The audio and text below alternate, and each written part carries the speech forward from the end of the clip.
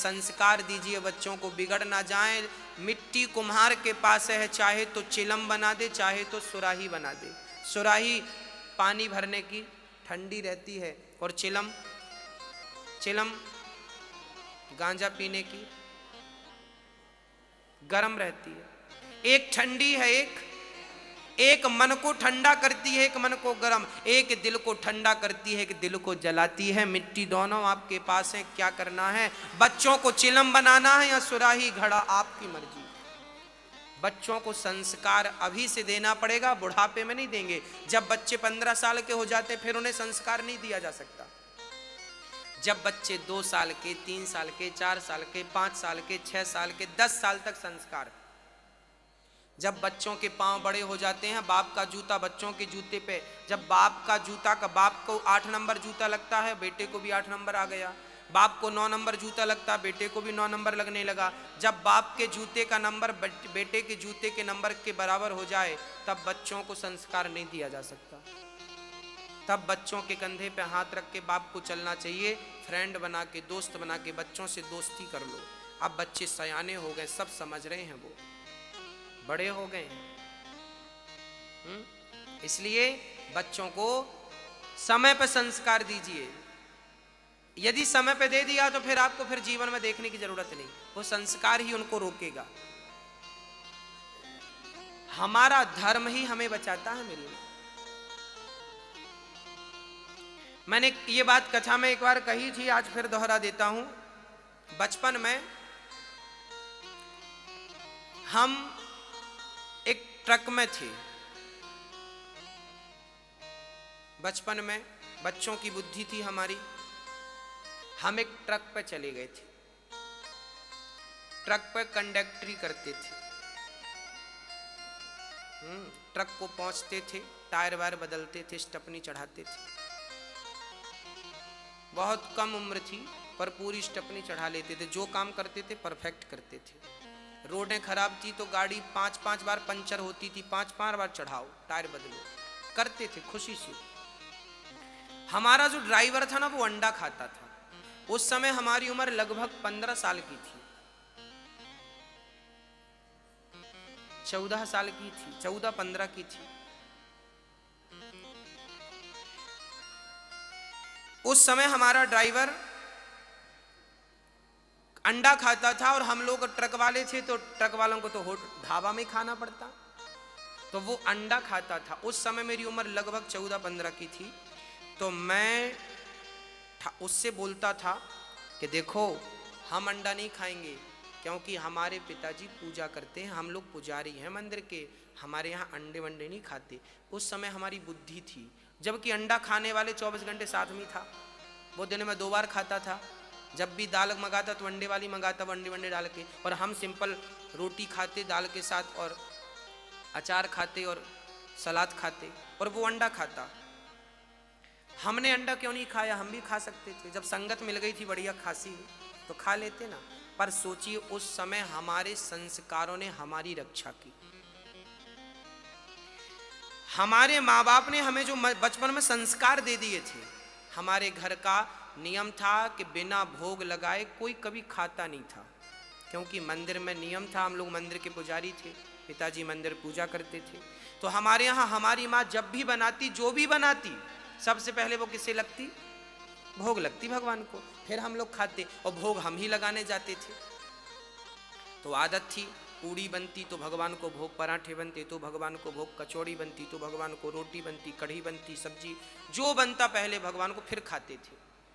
आज अंडे थे पर नहीं खाया, क्योंकि वो संस्कार। कहते हैं जब तुम धर्म की रक्षा करोगे तो धर्म भी तुम्हारी मुसीबत में रक्षा जरूर करेगा।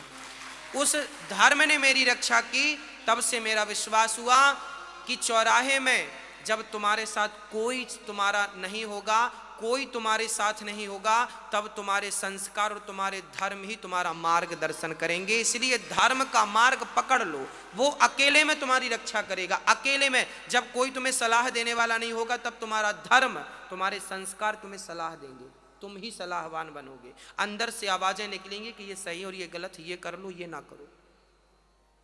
वो समय बहुत थोड़ा सा था, बीत गया, ठीक है। पर मुझे वो सबक दे के गया, आपके लिए समझाने के लिए सबक बन गया कि संस्कार यदि बच्चों में डाल दिया जाए, उसके बाद तुम बिगड़े हुए आदमी के संग अपने बच्चों को भेज दो, आपके संस्कार आपके बच्चों को बिगड़े के संग रहेंगे तो भी वो खुद नहीं बिगड़ेंगे, वो कोशिश करेंगे उनको भी बना दें। ये देखिए, ये गोल्ड है, सोना है, सोना और ये लोहा, ये लोहा है, ये सोना है। इन दोनों को हम बाल्टी में डाल दें और 1 साल बाद जाके देखें तो बताओ क्या बचेगा, क्या नहीं बचेगा? सोना बचेगा पर लोहा नहीं बचेगा। लोहे को कौन खा जाएगा? जंग खा जाएगी। जबकि सोने को जंग नहीं खाएगी, ना तो सोने की चमक कम होगी ना तो कीमत कम होगी, जबकि लोहे का अस्तित्व मिट जाएगा।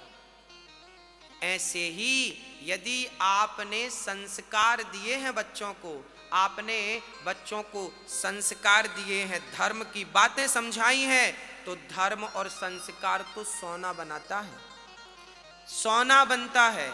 और यदि आपने कुसंग में डाल दिया बच्चों को, शराबी जुआड़ी मवाली बना दिया, तो वो लोहा बन जाएंगे। और लोहा यदि बन गए तो कुसंग क्या है? पानी। कुसंग क्या है? पानी। यदि आपका बेटा लोहा बना है तो कुसंग का पानी उसे समाप्त कर देगा, और आपका बेटा संस्कारी का सोना बना है तो कुसंग के बीच में जाएगा तो भी कुसंग उसका बाल भी बांका नहीं कर सकता। जैसे सोने का पानी कुछ भी नहीं बिगाड़ सकता, सोने का पानी कुछ बिगाड़ सकता नहीं बिगाड़ सकता। ऐसे ही संस्कारवान बच्चा यदि दुष्टों की संगति में चला भी जाए तो कुसंग उसका बाल भी बांका नहीं कर सकती।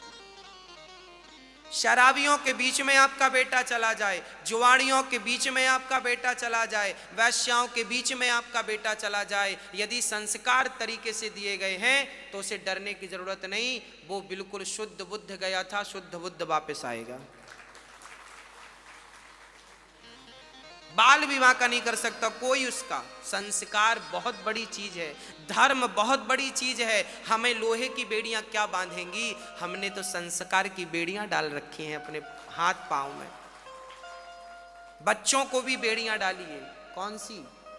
संस्कार की, ताकि आपके बच्चे सुखी और सुरक्षित रहें। ये जमाना भटकाने वाला है, आपके बच्चों को भटका देता है। संगत मिल जाए तो अच्छे खासे भी, कैकई जैसी माँ भी कुसंग पाके बिगड़ गई कि नहीं? कुसंग से सावधान रहना मेरी माँ। अच्छे खासे लोग कुसंग में बिगड़ गए, मैंने अपनी आंखों से देखा।